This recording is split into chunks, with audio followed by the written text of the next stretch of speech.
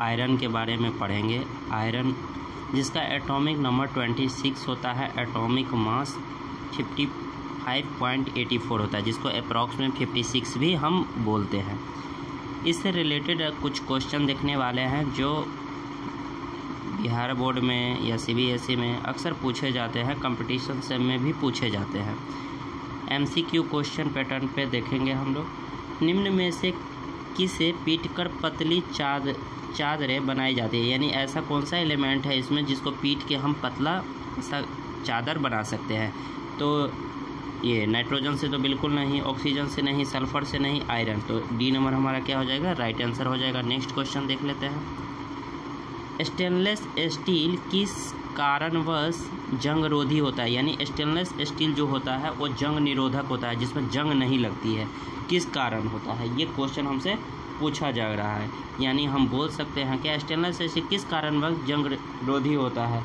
तो हम देख सकते हैं जिसको कोरेशन बोलते हैं, जंग को क्या बोलते हैं, कोरेशन बोलते हैं। हम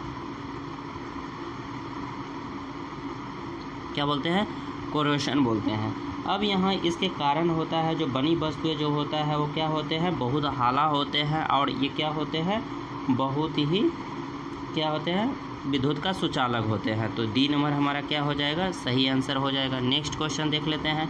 जंग रोधी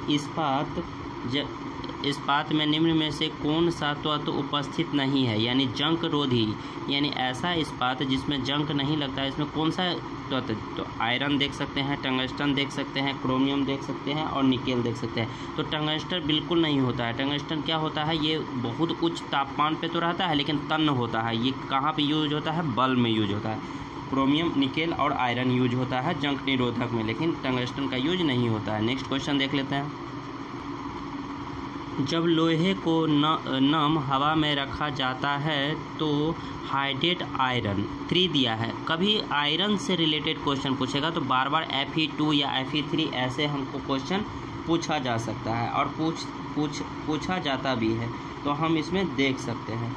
तो इसमें हमसे क्या पूछ रहा है, तो यहाँ पर तो आयरन से कितना, तो यहाँ पर तो हाइड्रेट तो आयरन ऑक्साइड Fe2O3 की एक लाल भूरे रंग की परत इसकी सतह पर जमा हो जाता है। इस यानी जंग लगने की बात हो रही है। भूरे रंग जब भी होता है तो जंग लग जाता है। तो जंग हमारा किस नंबर में है, तो सी नंबर। तो सी हमारा क्या हो जाएगा, राइट आंसर। कभी भी लोहा रहता है तो लोहा पे जो ऊपर में जो परत जो कॉलिशन जिसको बोलते हैं, वो कॉलिशन की वजह से क्या होता है, मोटी परत जम जाता है, जिसके जो भूरा रंग का होता है उसको जंग बोलते हैं। तो हम देख सकते हैं रस्ट। अब यहाँ पर नेक्स्ट क्वेश्चन देख लेते हैं कि धातु ऑक्साइड बनाने के लिए खाली डैश की भाप के साथ अभिक्रिया करती है, यानी धातु जो ऑक्साइड बनाता है किसके, तो पोटासियम, सोडियम, कैल्शियम और आयरन। तो हमारा डी नंबर क्या हो जाएगा, सही आंसर हो जाएगा। लेकिन ये क्यों होगा, इस पर थोड़ा हम लोग देख लेते हैं। जब भी ऑक्सीजन परमाणु और कम से कम एक तन होगा तो ये क्या होगा, अधिकांश भाग ऑक्साइड बनाएगा। और जब भी आयरन धातु पूछ रहा है तो आयरन हमारा क्या हो, आयरन के साथ जब भी ऑक्सीजन आएगा तो क्या बन जाएगा, कि ऑक्साइड बन जाएगा। तो ये हमारा क्या होता है, जो जंग लग जाता है, जिसको हम जंग अभिक्रिया यानी रिएक्शन कर जाएगा। तो रिएक्शन कर जाएगा तो जंग लग जाएगा। तो धातु हमसे पूछ रहा है तो आयरन हो जाएगा। पोटासियम में नहीं, सोडियम में नहीं, कैल्शियम नहीं होगा, लेकिन आयरन में लग जाएगा। नेक्स्ट क्वेश्चन देखते हैं। निम्न में से कौन से तत्व का रासायनिक प्रतीक लेटिन से लिया गया है, यानी इसमें अल्युमिनियम देख सकते हैं, क्लोरीन देख सकते हैं, कार्बन देख सकते हैं और यहाँ पे आयरन देख सकते हैं। तो लेटिन आयरन हमारा किससे लिया गया है, ये इसको हम क्या बोलते हैं, तो हम इसको देख सकते हैं क्या, इसको तो इसको हम क्या बोलते हैं, इसको फेरम बोलते हैं। इसका पूरा नाम क्या होता है, फेरम होता है। और यह सब पृथ्वी के अंदर जो होता है, पृथ्वी में पाए जाने वाले ये 4th एलिमेंट सबसे ज़्यादा है। 4th एलिमेंट सबसे ज़्यादा है। और पहला पर जो होता है वो क्या होता है, अल्युमिनियम होता है। अब इससे रिलेटेड हम कुछ देख लेते हैं, जैसे फैक्ट कि आखिर तो ये हमारा क्या हो जाएगा, तो आयरन डी नंबर क्या हो जाएगा, इसका सही आंसर हो जाएगा। इससे रिलेटेड कुछ फैक्ट देख लेते हैं जो नोट करके मैंने लिखा है कि लोहा को फेरम को चार ओर्स होते हैं। कौन कौन सा होता है? तो यहाँ पर मैग्नेटाइट होता है, हेमेटाइट होता है, लिमोनाइट होता है और सीडेराइट होता है। यही 4 टाइप्स होते हैं। तो लोहा को जब भी प्राप्त किया जाता है वो हेमेटाइट से किया जाता है। कोई पूछ दे कि लोहा सबसे ज़्यादा शुद्ध कौन सा होता है, तो पिटवा लोहा होता है, जिसमें कार्बन की मात्रा आपको याद रखना पड़ेगा कि कार्बन की मात्रा जो होगा उसमें कार्बन की मात्रा 1.5% होगा। तो कितना होगा? तो यहाँ पर लेकिन हम देख सकते हैं कि पिटवा लोहा में कार्बन की मात्रा सबसे कम, लगभग पिटवा लोहा सबसे अच्छा होता है। सॉरी, पिटवा लोहा क्या होता है हमारा? सबसे अच्छा होता है। तो यहाँ पर हम देख सकते हैं क्या पिटवा लोहा क्या होता है? अच्छा होता है।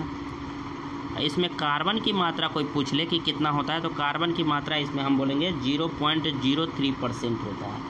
तो यहाँ पे कार्बन की मात्रा तो सबसे कम होता है। और यहाँ पर लोहे में कार्बन की मात्रा कोई पूछ ले कि पूरा कितना होता है, तो 1.5% होता है। ये चीज़ हम देखेंगे। और इस्पात लोहे एवं कार्बन की मिश्र धातु है, ये भी हम देख सकते हैं। तो इससे रिलेटेड बहुत सारे क्वेश्चन बनेंगे जो आगे हम लोग देखेंगे। अब यहाँ पर देख लेते हैं, फेरस सल्फेट क्रिस्टल को ले टेस्ट ट्यूब में गर्म करने पर क्या उत्पाद बनाते हैं, यानी फेरस सल्फेट। तो ऐसे तो हम नहीं बता सकते हैं कि फेरस ऑक्साइड, फेरस डाइऑक्साइड ऐसे, तो इसके लिए हमको क्या होना चाहिए? रिएक्शन आना चाहिए। तो रिएक्शन क्या होगा उस पर थोड़ा देख लेते हैं कि जब भी ऐसा क्वेश्चन बनेगा तो इस पर हमारा रिएक्शन बनता है। तो रिएक्शन हम देखेंगे। हमसे क्या पूछ रहा है कि फेरस सल्फेट, तो फेरस सल्फेट का फार्मूला होता है क्या? FeSO4 होता है कि नहीं फेरस सल्फेट। तो यहाँ पे फेरस सल्फेट बना, तो फेरस सल्फेट को हम क्या करेंगे? यहाँ पर 7H2O, इसको जब गर्म करेंगे यानी हीट करेंगे, इस क्या करेंगे? इसको गर्म करेंगे यानी हीट देंगे। तो यहाँ हो जाएगा गर्म करने पे, गर्म करेंगे इसको, तो गर्म करने पर किस में टूटेगा? फेरस Fe2O3 जिसको बोलते हैं फेरस ऑक्साइड। इसको क्या बोलते हैं? Ferrous oxide. और दूसरा हमारा क्या टूटेगा? तो यहाँ पर देख सकते हैं दूसरा हमारा टूटेगा कि SO2 और वाटर 7H2O, ये हमारा टूटेगा। तो यहाँ पर हम देख सकते हैं क्या कि यहाँ पर H2O, ये रिएक्शन कहाँ पे बन रहा है? आखिर ये बन कहाँ रहा है? और बाकी क्या बचा? तो यहाँ पर इसमें निकल गया एक और बचा S, तो SO3। तो ऐसा रिएक्शन कहाँ बन रहा है? तो ये हम देख सकते हैं कि Fe2O3 प्लस पानी को वाटर ही बोलते हैं, H2O और SO2 SO3, ये C नंबर। तो C नंबर इसका क्या हो जाएगा? राइट आंसर हो जाएगा। रिएक्शन आप लोग देखना चाहते हैं तो बहुत सारे वीडियो बना हुआ है, उस पर आप जाके देख सकते हैं। यहाँ पे क्या है? आयरन थर्ड ऑक्साइड का रासायनिक सूत्र है। आयरन थर्ड का रासायनिक सूत्र हमसे पूछ रहा है, तो क्या हो जाएगा? Fe2O3। तो हमारा क्या हो जाएगा? ऑक्साइड जब भी हो तो O पे हमारा 3 लगा होगा, तो आयरन ऑक्साइड बोलते हैं Fe2O3 को। अब यहाँ पे नेक्स्ट क्वेश्चन देख लेते हैं। फेरस सल्फेट क्रिस्टल का रासायनिक सूत्र है। फेरस सल्फेट क्रिस्टल का रासायनिक सूत्र हमसे पूछ रहा है, तो इसका होता है FeSO4 7H2O, अभी बताया है। तो इसका C नंबर हमारा क्या हो जाएगा? सही आंसर हो जाएगा FeSO4 7H2O। जब लोहे की यहाँ पे फाइलिंग में हाइड्रोक्लोरिक अम्ल मिलाया जाता है तब क्या होता है? जब लोहे के फाइलिंग में हाइड्रोक्लोरिक HCl की बात हो रही है, ये मिलाते हैं तो हमारा क्या होता है? तो हम देख सकते हैं क्या केवल क्लोराइड तैयार होता है? बिल्कुल नहीं। कोई अभिक्रिया नहीं होती है? बिल्कुल होगा। हाइड्रोजन गैस और लोह क्लोराइड तैयार होता है? बिल्कुल। C नंबर हमारा क्या हो जाएगा? सही आंसर हो जाएगा। केवल हाइड्रोजन गैस तैयार होता है? बिल्कुल नहीं। तो हाइड्रोजन गैस और लोह क्लोराइड भी तैयार होगा। इसके लिए ये कैसे होगा, थोड़ा इसके लिए हमको रिएक्शन देखना पड़ेगा। तो क्या हो जाएगा? आयरन ले लेते हैं और हाइड्रोक्लोरिक ले लेते हैं। जब इसको रिएक्शन कराएंगे तो ये क्या बन जाएगा? तो यहाँ पर हम देख सकते हैं कि 2 हाइड्रोजन है और यहाँ पर क्या होता है? तो सबसे पहले तो हाइड्रोजन गैस निकलता है, ये बात तो हमको पता होना चाहिए। हाइड्रोजन गैस को निकाल दिए, 2 क्या बचा? इसमें 2Cl बचा और Fe बचा, तो ये हो जाएगा FeCl2। यही हमारा क्या हो जाएगा? रिएक्शन हो जाएगा। तो यहाँ पर हम देख सकते हैं। दूसरा हमारा क्या हो जाएगा? फेरस सल्फेट क्रिस्टल के एक अणु में जल के कितने अणु उपस्थित होते हैं? तो ये हम देख सकते हैं। सबसे पहले तो हमारा क्या हो जाएगा? फेरस सल्फेट का फार्मूला याद होना चाहिए कि Fe क्या हो जाएगा? FeSO4 7H2O, ये चीज़ हमको याद होना चाहिए। जिसमें वाटर का कितने अणु मोलिकुल्स है? तो 7। तो 7 हमारा क्या है? तो D नंबर में, तो D हमारा क्या हो जाएगा? सही आंसर हो जाएगा। D नंबर देख सकते हैं। आयरन के वायु की उपस्थिति में जलने पर किसका निर्माण होता है? यानी आयरन को जब हवा में उपस्थित में जलाते हैं तो किसका निर्माण होता है, तो हम जानते हैं कि क्या होता है,